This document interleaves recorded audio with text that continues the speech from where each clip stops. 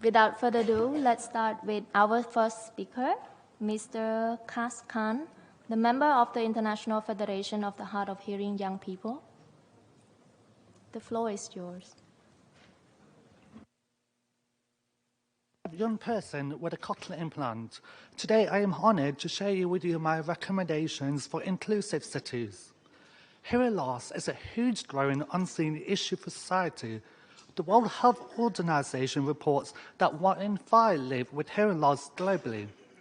Individuals who are deaf and hard of hearing face major barriers to their inclusion to their everyday life. Hearing loss impacts their access to communication, education, employment, and health and public services. Firstly, accessibility. Accessibility to communication in public places for those who are hard of hearing is essential for participation in society.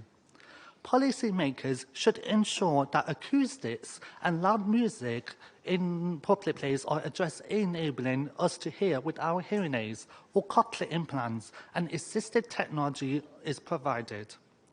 This includes hearing loops and captioning services in every building and transport, sign language interpreters and visual alerts, and captions in public announcements.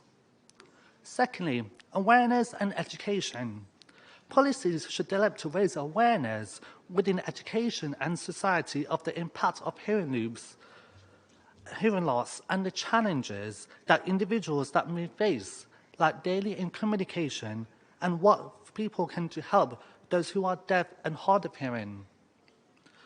More than 1 billion young people are at risk of hearing loss through listening to loud music. We must educate them to realize how important hearing is. Exposure to loud music causes hearing loss, and regulations could control this both at work and in leisure. Policymakers must take an action to ensure those with hearing loss can access the same opportunities as everyone else. So let's all work together to create a world where we all can communicate and succeed. Thank you.